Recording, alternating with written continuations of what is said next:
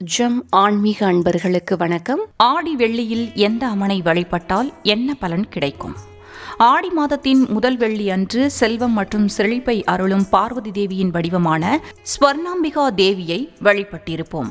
ஆடி மாதத்தின் இரண்டாம் வெள்ளி அன்று அங்காளம்மன் தேவியை வழிபட வேண்டும். இவளை வணங்குவதன் மூலம் தீய சக்திகளில் இருந்தும் எதிர்மறை ஆற்றல்களில் இருந்தும் பாதுகாப்பு பெறலாம்.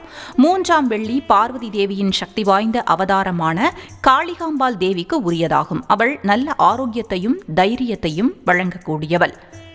நான்காம் வெள்ளி நல்லுறவுகளை அருளும் காமாட்சியம்மன் தேவிக்கு உரியதாகும். இவளை வணங்குவதன் மூலம் குடும்ப ஒற்றுமை மகிழ்ச்சியை வழங்கி வாழ்க்கையில் உள்ள தடைகளை தகர்க்கவும் முடியும். ஐந்தாவது வெள்ளி கடைசி ஆடி வெள்ளி ஒட்டுமொத்த செழிப்பின் தேவியான மகாலட்சுமியை போற்றி வழிபட வேண்டும்.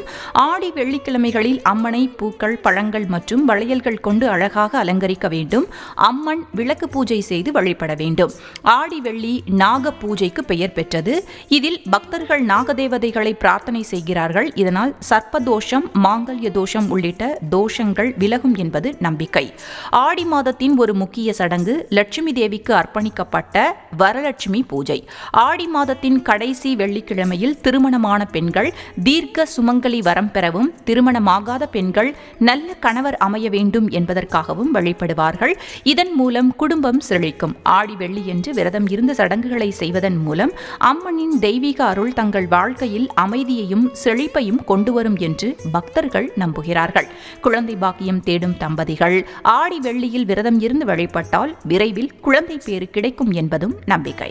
ஆடி வெள்ளியில் விரதம் கடைபிடிப்பதன் மூலம் வாழ்க்கையில் உள்ள பல்வேறு சிரமங்கள் மற்றும் சவால்கள் குறையும் என்றும் ஆன்மீக வலிமையையும் பிரச்சனைகளுக்கான தீர்வுகளையும் இது தரும் என்றும் நம்பப்படுகிறது.